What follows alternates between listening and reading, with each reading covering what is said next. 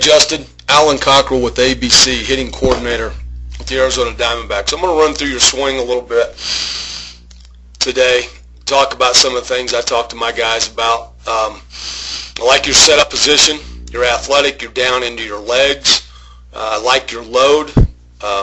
When you get some weight going back, one thing we want to make sure of, Justin, is we don't get that back knee stacked over that back leg. The tendency is to want to spin a little bit too quickly. We want to try to keep that back knee inside the back foot, just so that front side doesn't want to come out of there too quick. But the balance is good.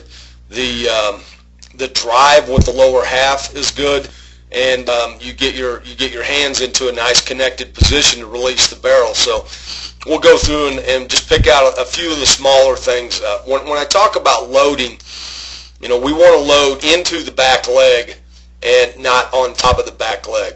And one of the ways that we look at this is we don't want this knee over the top of the back foot. We want this knee inside the back foot. And that's going to put the weight more the inside part of this back leg. So the term get back, really we want to get into the back leg. We want to get into the back side and not stacked over it, okay? As we start to move forward in the swing, I'll show you a little bit what I mean. When we stride and set the stride foot down, now at this particular point, what we want to see is equal bend in both knees. We want both these knees to be athletic, equal bend. We want our inside of our feet, okay? We want this hip line to be square, and we got a little bit of tilt with you. Shoulders are good and square. Hands are in a really good position. Shoulder height, you got them separated over your backside.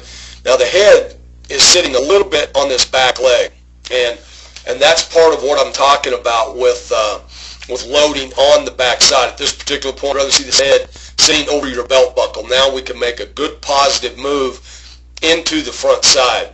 I look at your stride foot as we start to move into the pitch. And another thing that shows up when we load on that back leg is the stride foot. When we set it down, we want to keep it no more open than 45 degrees. And here you're open at 55. And really what that does, Justin, is that just opens up the front hip, and that causes us to work a little bit more to the pull side of the plate with our swing and our extension. Anything away, outer third, any type of breaking ball, off-speed pitch, makes it a little bit more difficult to stay on that ball and to hit through that ball. But I do like the fact, your knee is still inside the stride foot. We just want to try to get this foot more in this position and square up those hips a little bit better so that the hip line's not here. The hip line is more here, okay? Now you do a good job of driving weight with back knee. We want to drive it and transfer weight into here. We can just keep this foot more to 45. I think we'll be in a position to get through all pitches in the strike zone. All right, now as we start to move into the swing, when the knee drives, this elbow is going to slide underneath the hands into this slotted area next to the rib cage. So when we get here, we got the hands, the back elbow, and the back hip are all in alignment. So all the lower half drive is now being passed off to the hand. Hand will continue to work forward just in front of the center of gravity, and we will be able to release the barrel. It looks like this pitch is, excuse me, probably middle to middle in, and we're able to get through this ball with extension. One of the things that we look for in extension is the barrel of the bat is fully extended to the pitcher when we're into our finish or into our follow through, and that keeps the arc of the swing and the arc of the follow through nice and long. So you get through this ball well. One of the other things that I like to look at the point of contact, and it's a little tough to tell with this video, but the hands right here are palm up, palm down. I do like the fact that your head and eyes are looking right down the barrel of the bat at contact. And Justin, it's important for you to know that, and this is a very good habit to get into. Keep the head and eyes, no matter what you're doing. If you're working in a cage off a tee, or you're working short flips or short toss, work to keep your head and eyes down in the hitting zone for at least one count past contact.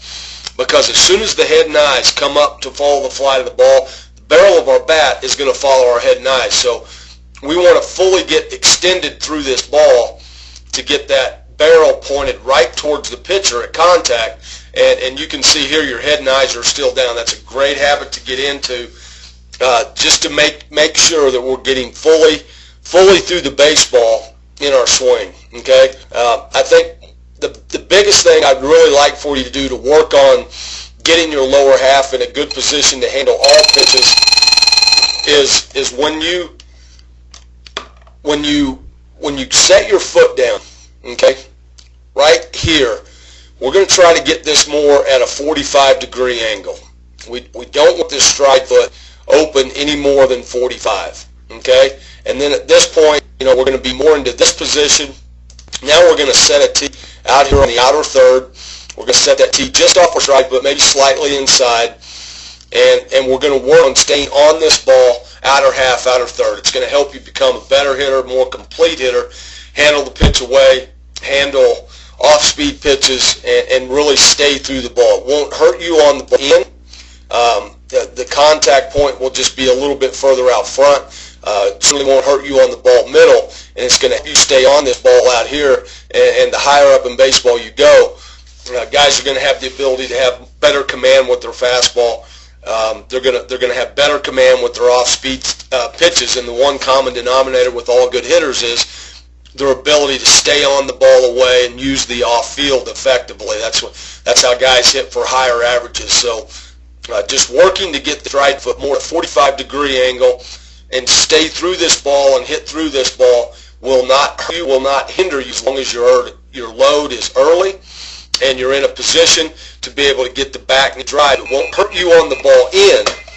It just allows us to get through the ball and especially stay on the ball away. So it will help you immensely to just make yourself into a more complete hitter. Okay, but your lower half drive is good, with the exception of that stride foot just opens prematurely and is gonna bring us off the ball away a little bit. So this is something that you can do you can do on a tee in a cage. You can do it by yourself and just work on getting yourself into a good position. Then move the tee around.